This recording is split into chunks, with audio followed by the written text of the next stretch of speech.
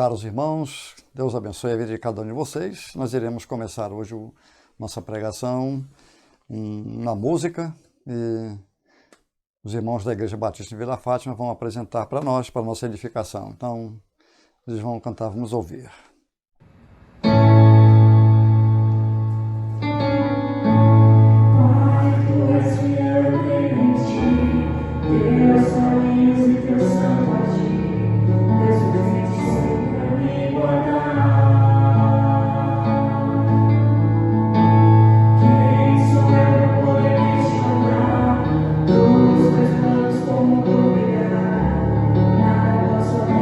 Confiar.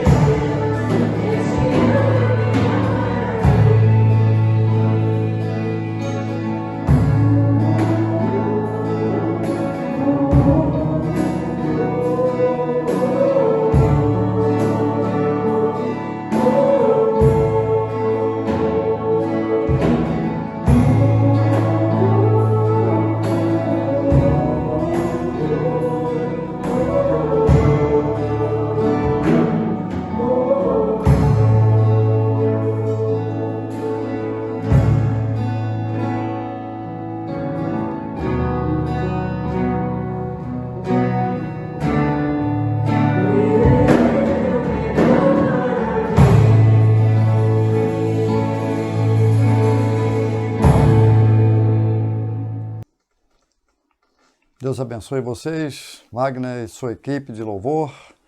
Continuem louvando o Senhor, todo o seu coração, toda a sua alma. Constantemente nós somos confrontados com nossas prioridades. E o livro do profeta Ageu é um livro que destaca muito bem esse assunto de prioridades. Então eu quero colocar aqui o profeta Ageu na história. Então, às vezes, muitos irmãos, eles não têm em sua própria mente, vamos dizer, um pano de fundo da história do livro, por exemplo, do autor, dos acontecimentos da época. Então, vai ajudar, talvez, alguns irmãos que não sabem muito bem onde Ageu se encaixa na história de Israel, na história bíblica, né? Então, o profeta Ageu, como Zacarias e Malaquias, foram os profetas pós-exílio. Então, nós já temos ouvido falar no exílio da Babilônia, que a tribo de Judá ficou 70 anos na Babilônia. E no ano 536, Ciro, imperador persa, que já não era mais Babilônia agora, o Medo-Persa dominou a Babilônia, então agora o rei Ciro, para se cumprir a palavra do Senhor, está escrito lá em Esdras capítulo 1, ele deu ordem para os israelitas, judeus, voltarem para Jerusalém e edificar o templo do Senhor, conforme Deus havia predito. Então, com os 70 anos de cativeiro, Deus desperta o espírito de Ciro para que ele dê ordem para que os hebreus voltassem para Jerusalém, edificasse a cidade e o templo, no caso aqui. Então, certamente, Ageu e Zacarias, eles fizeram parte desse primeiro retorno, que veio comandado por Zorobabel, que era o governador, e Josué, que era o sumo sacerdote. Então, provavelmente, ele veio nesse grupo, primeiro grupo de retorno. Então, quando chega no ano 520, que fala que foi aqui no ano do rei Dario, nós vamos ler aqui o texto, Ageu começa, então, a sua profecia, e nós vamos ver o assunto do profeta Ageu em relação ao que estava ocorrendo naqueles dias dos judeus em Jerusalém. Então, a questão principal aqui do livro é a reconstrução do templo que estava em ruínas. Eu vou ler aqui o livro de Ageu, capítulo 1, que é a base da nossa pregação hoje. Então você vai pensando que na sua mente aí, o profeta Ageu está no ano 520 a.C., faz parte dos profetas, no caso aqui, pós-exílio, que é Zacarias e Malaquias, os três. Após Zacarias não houve mais voz profética até João Batista, então nesse período de 400 anos houve muita história de Israel, mas em termos de levantar um profeta canônico aqui, né? Então a Bíblia não mostra, não ensina isso. Então Ageu, Zacarias e Malaquias foram os últimos profetas do Antigo Testamento.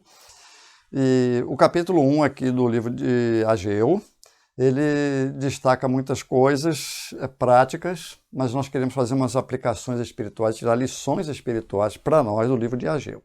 Então o pano de fundo principal aqui é a reconstrução do templo, e tem algumas profecias apocalípticas, no caso, mas não é o nosso caso hoje aqui. O capítulo 1 ele vai falar aqui sobre uma exortação que Deus dá ao povo através do profeta Ageu sobre a reedificação do templo. Então, o templo foi começado a construir no ano 536 e passou mais ou menos 16 anos parada a reconstrução. E nesses 16 anos, aí deu 520, aqui apareceu Ageu para chamar a atenção do povo em relação ao fato deles terem interrompido a reconstrução do templo e dando assim atenção a outras prioridades e não as prioridades de Deus. Então, por isso que o nosso tema hoje é confrontando as prioridades. Era realmente o que Deus estava fazendo aqui no tempo do profeta Ageu, confrontando as prioridades do povo, que passou mais ou menos 16 anos com o templo em ruínas parado. Então, você imagine um templo que estava derrubado, eles voltaram da Babilônia e foram reconstruir o templo, começaram, botaram as bases, etc., e de repente eles resolveram parar por outros motivos, e em 16 anos, imagine uma construção parada, o que não deve ter ficado a aparência desse lugar, cheio de espinho, de mato, de lixo, de animal, até fazendo ninho, e isso Deus não achou bom. Então o capítulo 1 nos faz pensar em prioridade. E muitas vezes nós priorizamos certas coisas que não deveríamos priorizar. Essa é a questão aqui. Então o livro de Ageu contém algumas lições importantes aqui para nós em termos de prioridade. Eu vou ler aqui os primeiros 4 versículos do capítulo 1 do livro do profeta Ageu. No 2º ano do rei Dario, no 1º dia do 6º mês, então aqui está bem datada a época de Ageu. 520 foi o 2º ano do rei Dario Medo-Persa. A palavra do Senhor veio a Zorobabel, governador de Judá, filho de Sealtiel, e a Josué, sumo sacerdote, filho de Jeozadaque, por intermédio do profeta Ageu. Assim diz o Senhor dos Exércitos: este povo diz, não chegou ainda o tempo de edificar a casa do Senhor. Esta palavra do Senhor veio por intermédio do profeta Ageu. Por acaso é tempo de habitardes em casas bem acabadas, enquanto este templo continua em ruínas?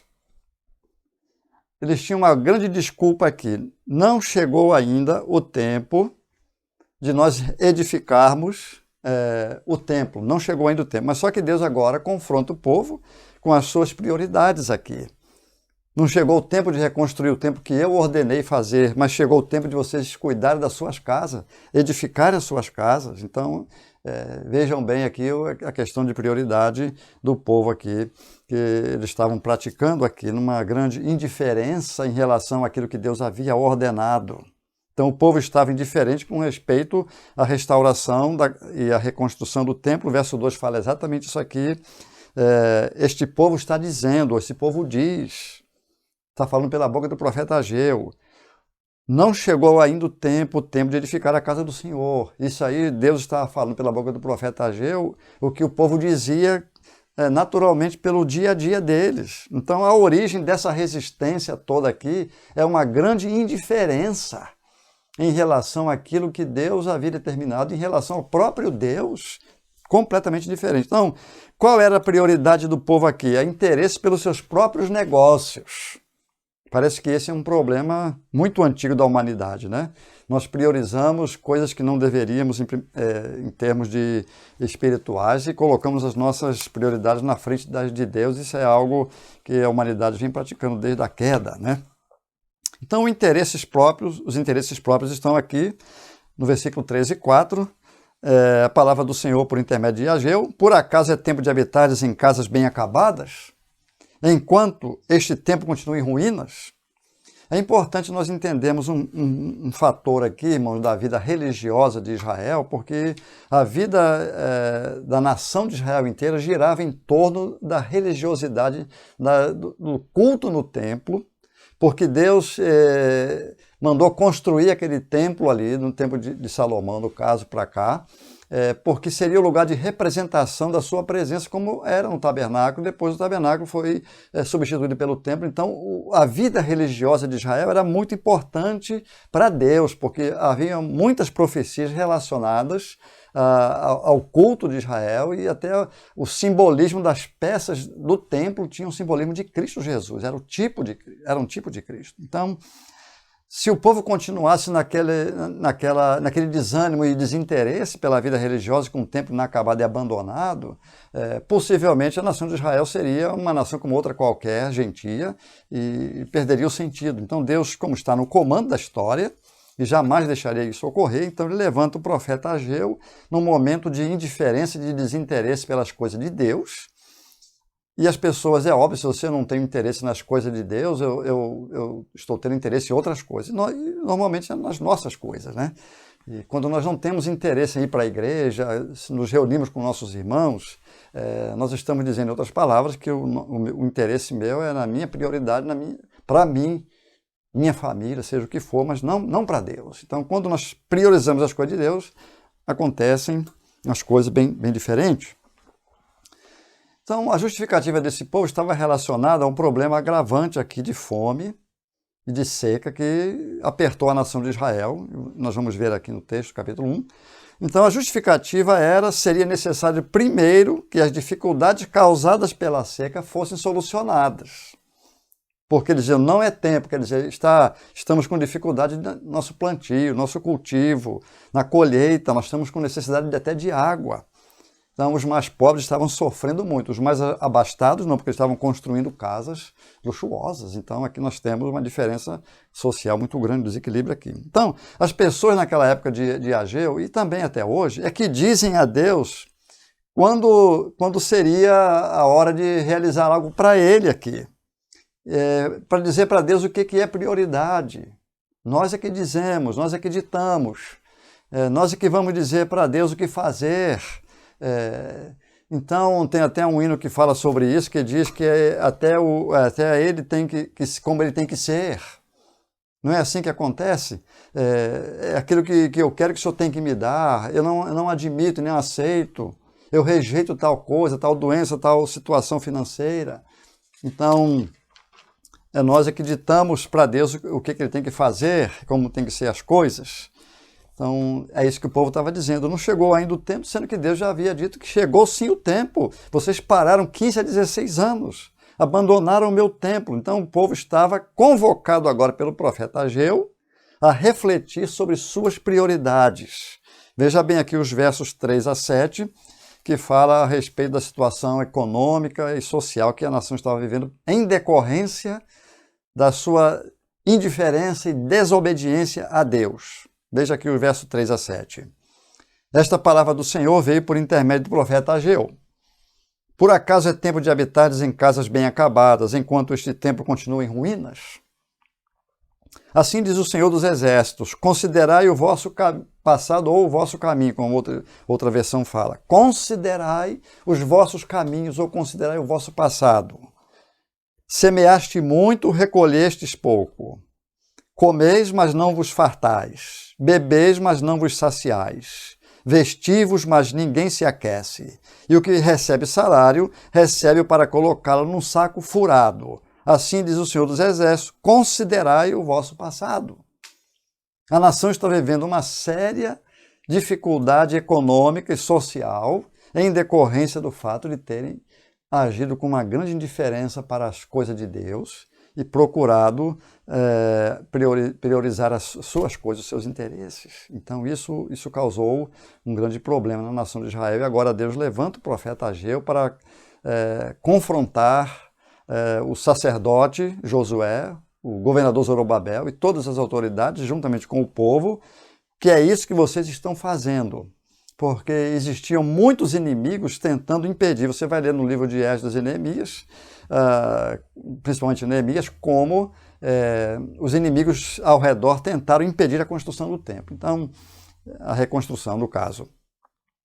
Então, as dificuldades, às vezes, levam as pessoas a desanimar das coisas de Deus, porque está muito difícil. E Jesus prometeu para os discípulos exatamente isso, muitas lutas e dificuldades e perseguições. Mas, às vezes, surgem as necessidades e lutas e preocupações, perseguições e tudo mais, as pessoas, às vezes, até desanimam.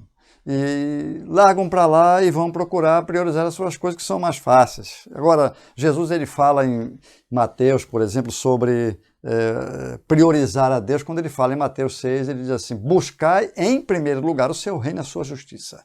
Quando ele fala buscar em primeiro lugar o seu reino e a sua justiça, está dizendo prioridade ou priorizar as coisas de Deus. Então, Deus estava confrontando agora aqui a nação de Israel com suas prioridades e também seus motivos. E o motivo aqui, nós entendemos perfeitamente que eram motivos torpes, porque era interesse pessoal de construir suas próprias casas, investindo em materiais caros. Então, era algo desprezível para Deus, eles cuidando dos seus interesses, das suas casas bem luxuosas, e o templo de Deus precisaria estar já reconstruído, precisaria já estar funcionando perfeitamente o culto a Yahvé, o povo simplesmente abandonou e como se não tivesse acontecendo nada. Essa é uma atitude muito comum em muitos cristãos que agem de uma forma parecida com o povo de Israel nessa época, e é como se não tivesse acontecendo nada. É como se estivesse tudo bem. Nós somos tão problemáticos em termos de agir com indiferença para Deus que nós nem reparamos que estamos agindo dessa forma. É como se não estivesse acontecendo nada. Então Deus agora usa o profeta Ageu poderosamente aqui para chamar a atenção deles. E nós vemos que o sofrimento que eles estavam passando era em decorrência de não dar prioridade a Deus. Nós provocamos situações infelizes para nós. Nós provocamos situações desagradáveis e trazemos isso sobre nós por causa da indiferença em relação às coisas de Deus, por não priorizar a sua vontade e priorizar a nossa, e nós trazemos muitos problemas aqui. Veja bem o que Deus fala aqui pela boca do profeta, nos versos 9 a 11 do capítulo 1. Esperastes muito, quer dizer, eles plantaram, estavam na expectativa grande de muita colheita, mas veio pouco. Diz aqui o verso 9, veio pouco. E esse pouco, quando o levastes para casa, eu o dissipei com um sopro. Por que motivo? Diz o Senhor dos Exércitos. Porque meu templo está em ruínas, ao passo que cada um de vós cuida da própria casa. Isso aqui é uma grande confrontação de prioridade. Estava chacoalhando a mente e o coração desse povo. E aí Deus diz, por isso os céus retiveram o orvalho, e a terra reteve os seus frutos por vossa causa. Mandei vir a seca sobre a terra, sobre as colinas, sobre o trigo, sobre o vinho novo, sobre o azeite, sobre tudo o que a terra produz, também sobre os homens e os animais e sobre todo o seu trabalho. Isso começou a mexer com o coração e a mente do povo de Judá e levou o povo a pensar e a considerar o grande pecado que estavam cometendo. Então, como é que Deus pode me levar a considerar os meus erros, o meu pecado, a minha indiferença contra Ele, se não quando Ele começa a mexer nas minhas necessidades primordiais, primárias, nas necessidades imediatas. Aqui, no caso aqui, não chovendo, não tinha colheita. Não tendo colheita, tem pouca comida. Até a água aqui era escassa. Então Deus começou a apertar o cinto do povo e mostrar, eu fiz isso por vossa causa, porque vocês foram indiferentes, estão agindo com rebeldia contra mim, e agora vocês estão sofrendo as consequências. Então o profeta veio numa hora muito crucial para poder mexer mesmo, sacudir a nação de Judá, que estava agindo dessa forma desagradável aos olhos de Yahvé. Normalmente as coisas temporais, passageiras, é que são nossas prioridades. Normalmente é assim.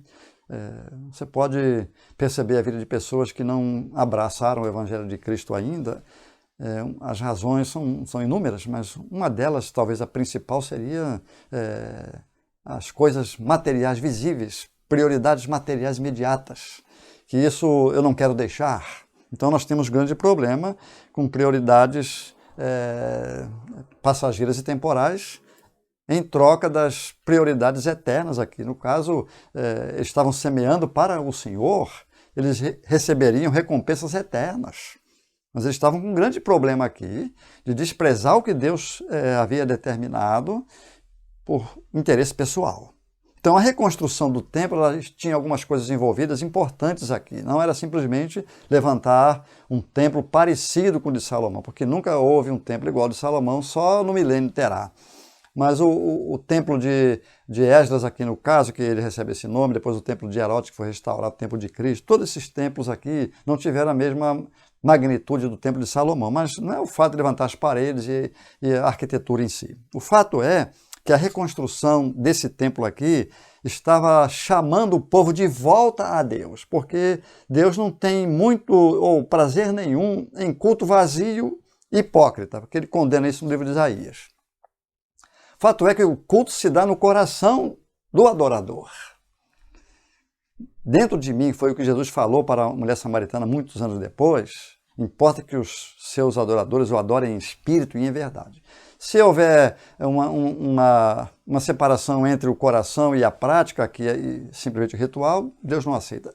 O meu coração precisa estar cultuando de fato a Deus. Então, o fato de Deus mandar reconstruir o templo é porque estava trazendo de volta o povo de volta a Ele, para levar o povo a submeter-se nos seus princípios de culto, demonstrando assim que eles estavam servindo de fato a Deus, mas isso teria que começar no coração. levar o povo ao seu trabalho e aos seus interesses. Então, a reconstrução do templo estava envolvida uma vida de relacionamento com seu Criador, que eles foram para a Babilônia e passaram 70 anos lá por causa da rebeldia contra Deus, porque eles já haviam praticado muitas idolatrias e Deus agora os leva para o cativeiro. Nesse ponto aqui, Deus está querendo restaurar a vida do povo de Judá a um culto sincero, como diz em Romanos capítulo 12, um culto com a vida no coração. Então, colocar o Senhor, como eles fizeram, em segundo lugar, segundo plano, vai trazer sempre consequências desastrosas aqui. Então, vamos ver se Ageu teve êxito na sua mensagem. Vamos ver aqui os versos 12 a 15, que o capítulo 1 só tem 15 versículos, então nós podemos ler aqui os versos 12 a 15, onde fala sobre o êxito da pregação do profeta Ageu. Nem sempre nós temos êxito em nossas pregações. Nem sempre os pregadores têm bom êxito, mas para Deus o êxito é esse. Eu exponho a palavra, este é o êxito, porque convencer, converter, trabalhar, condenar e etc., tudo isso é obra de Deus. Então, humanamente falando, nós temos êxito quando há resultados visíveis. Nesse caso aqui de Ageu, o êxito foi duplo. Ele teve um êxito na sua mensagem, como Deus mandou falar, e ainda teve a resposta positiva à sua mensagem. Veja bem aqui os versos 12 a 15. Então Zorobabel, que é o governador, filho de Sealtiel, e o sumo sacerdote Josué, filho de Josadaque, que era liderança da época, com todo o restante do povo, aí incluiu todo mundo, obedeceram à voz do Senhor, seu Deus, e às palavras do profeta Ageu, a quem o Senhor, seu Deus, havia enviado. E o povo temeu diante do Senhor. Então Ageu, mensageiro do Senhor, trouxe ao povo esta mensagem do Senhor. Eu estou convosco, diz o Senhor. Então o Senhor deu ânimo ao governador de Judá, Zorobabel, filho de Sealtiel, e ao sumo sacerdote Josué, filho de Josadaque, e a todo o restante do povo. E eles foram e começaram a trabalhar no templo do Senhor dos Exércitos, seu Deus, no 24º dia do 6º mês. Ageu teve 4 mensagens aqui. 4 mensagens em 4 meses. E essas mensagens, no caso, foi um ministério curto, e houve êxito. Houve êxito. Por que houve êxito? Porque o povo estava agora prestando atenção na mensagem do profeta Ageu. Então nós temos um povo aqui que dava prioridade aos seus negócios, quase 16 anos afastado de Deus, na verdade, cuidando só dos seus negócios.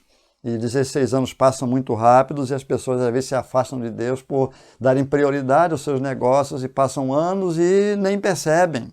Quando vê, já estão muito longe de agradar o seu Deus, e foi isso que ocorreu aqui. Mas a mensagem de Ageu foi poderosa mesmo, mexeu realmente nas necessidades primárias do povo e o povo começou a prestar atenção que Deus estava dizendo: é por vossa causa que não está havendo colheita e até escassez de água e sofrimento na nação inteira, porque vocês priorizaram os seus negócios. E às vezes, como é que nós podemos julgar? Nós sofremos consequências por não dar prioridade a Deus na nossa vida, não buscar em primeiro lugar o seu reino e a sua justiça. Só que as coisas acontecem e nós nem imaginamos que é por causa da nossa negligência e rebeldia contra Deus e pelo fato de estarmos agarrados veementemente nos nossos negócios. Não prestamos atenção que Deus às vezes pesa a mão de muitas formas, mas aqui está, seca, falta de alimento, dificuldades financeiras e tudo mais. Deus está no controle das nações e da história do mundo, principalmente do seu povo. Então a palavra de Deus, quando ela é pregada aqui, em 4 anos, eles, quando temeram e obedeceram, terminaram a construção do templo, como diz em Esdras capítulo 6. Quando a palavra de Deus é pregada, ela causa de fato mudança e temor. Diz aqui o texto no versículo de número 12, o povo temeu o Senhor. Então parece que nesse período todo, o povo não estava muito preocupado em temer a Deus. Agora o povo começa a agir de uma maneira diferente. E quando o povo de Israel, na época, né, eles manifestavam arrependimento e temor, ali provavelmente aqui houve jejum, pano de saco e cinza, orações e reconhecimento público do seu pecado de indiferença em relação a Deus. Indiferença em relação a Deus e apego às minhas prioridades, aos meus negócios. Isso é muito sério para um povo de Deus, indiferença em relação a Deus. Como é que eu, como um cristão, demonstro indiferença em relação às coisas de Deus? Eu digo para você que tem muitas maneiras. Julgue você. Como é que você pode demonstrar desinteresse nas coisas do Altíssimo, do Salvador Senhor Jesus Cristo? Como é que você pode mostrar indiferença? Como você está sendo indiferente? Tanto faz, isso não é hora ainda. Não é hora de reconstruir o templo. Deus falou que era, mas não é. Ele tem que me ouvir aqui, Deus, porque eu realmente é que sei. Depois eu digo para o Senhor qual é a hora de recomeçar. Depois eu digo para o Senhor a hora de te cultuar, de te honrar, de ter comunhão com meus irmãos. Depois eu digo para o Senhor isso. Eu digo até para o Senhor como o Senhor tem que ser, como diz aquele hino, né? E digo para o Senhor que eu não aceito certas coisas que são muito prejudiciais para mim. Eu digo para o Senhor que eu não aceito doença nem sofrimento, eu sou filho do rei. É assim que as pessoas procedem, era assim que está procedendo o povo de Judá. Não é hora ainda, mas hora quem foram esses homens, quem somos nós? Para dizer para Deus que não é hora ainda de fazer lá o que ele já tinha dito para fazer, e começou lá no ano 536, quando Ciro mandou voltar todos os judeus para reconstruir o templo de Jerusalém, porque assim diz o Deus dos hebreus, o Deus de Israel que mora em Jerusalém. Reconstrua o templo, judeus. Quem quiser pode ir fazer isso. E agora estão dizendo que não é hora. Não é hora. Vamos deixar passar primeiro todas essas dificuldades de seca, de dificuldade econômica, social que nós estamos passando. Primeiro tem que passar. Isso é uma grande desculpa esfarrapada para continuar dando prioridade aos meus negócios, às minhas coisas. Então eu tenho que achar uma desculpa, que nós somos mestres em fazer isso. O ser humano é mestre em dar desculpa. Então Jesus fala em Mateus 6,33, que eu já citei no começo: buscai primeiro o seu reino e a sua justiça. Prioridade a Deus, Deus não abre mão. Deus não abre mão. Veja o que ele diz aqui em Lucas 9,57, que é a mesma ideia aqui de prioridade a Deus. Texto muito conhecido por todos os crentes quase. Quando iam pelo caminho, um homem lhe disse: eu te seguirei onde quer que fores. Jesus lhe respondeu: as raposas têm tocas e as aves do céu têm ninhos, mas o Filho do Homem não tem onde descansar a cabeça. E outro disse: segue-me. Mas ele respondeu: permite que eu primeiro vá sepultar meu pai. E Jesus lhe respondeu: deixa os mortos sepultarem os seus mortos, tu, porém, vai e anuncia o reino de Deus. E outro disse: Senhor, eu te seguirei, mas deixe-me primeiro despedir-me de minha família. Então Jesus respondeu-lhe: ninguém que põe a mão no arado e olhe para trás é apto para o reino de Deus. Texto muito conhecido no meio dos cristãos. Prioridade a Deus. Prioridade. Sabe por quê que Deus exige prioridade? Afinal de contas, Ele é o meu Deus, o meu Senhor. Então é óbvio que o servo dá prioridade ao seu Senhor. É uma discrepância muito grande o servo querer priorizar a sua vontade e dizer para ele que não é hora ainda de te servir. Prioridade a Deus é porque Ele é o meu Senhor. Em segundo lugar, Deus sabe que quando eu priorizo a vontade de Deus, eu estou sendo sábio, porque a vontade de Deus é boa, perfeita e agradável. Se os judeus da época de Ageu tivessem dado prioridade a Deus, não teria seca, nem sofrimento social, nem falta d'água, nem tanta desgraça que veio sobre a nação. Porque a vontade de Deus de reconstrução do templo, de restaurar o culto a Yahvé, depois de 70 anos sem templo, era boa, perfeita e agradável. Prioridade a Deus, meus irmãos, leva você a experimentar a boa e perfeita e agradável vontade de Deus, que diz no livro de Romanos, capítulo 12. Todo mundo conhece esse texto, E o afastamento de Deus, quando nós nos afastamos de Deus, ele aparece de muitas maneiras. E ele pode ser comprovado por prioridades equivocadas aqui.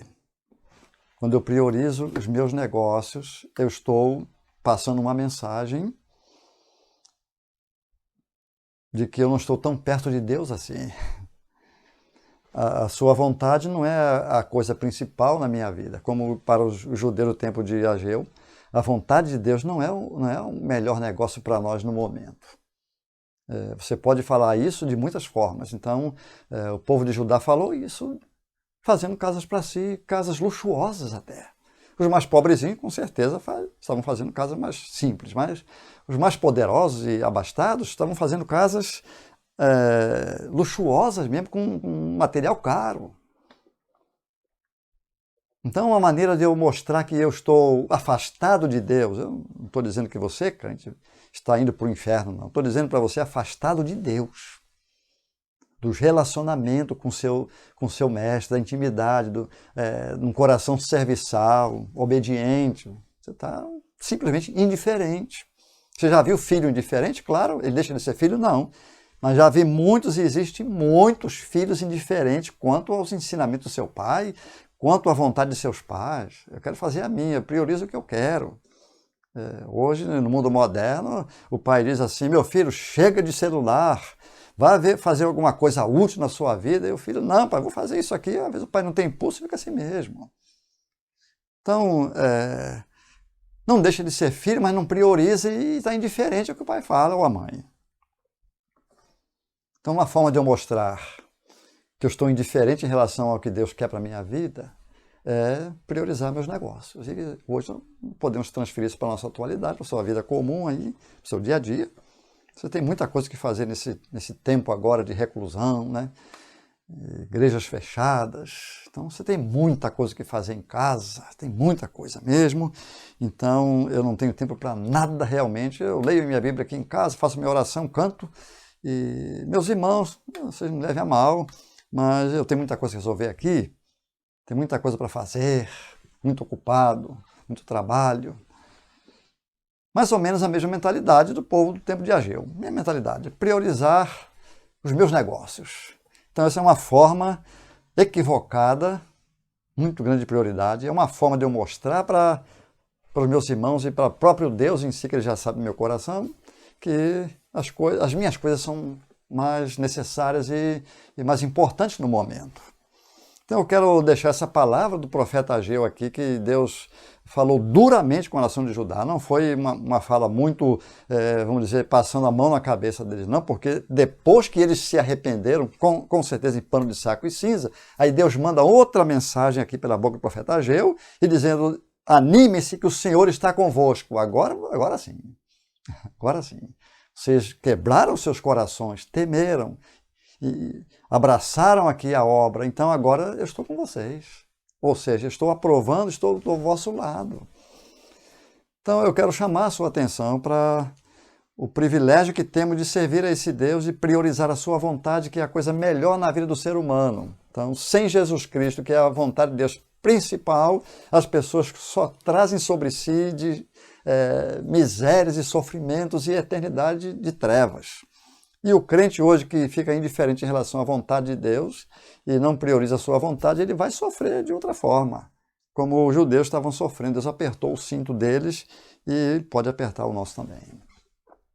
Fiquem na paz, meditando nessa palavra do profeta Ageu. Vá lá no capítulo 1 e 2, só são 2 capítulos, leia o livro do profeta Ageu. Leia com calma.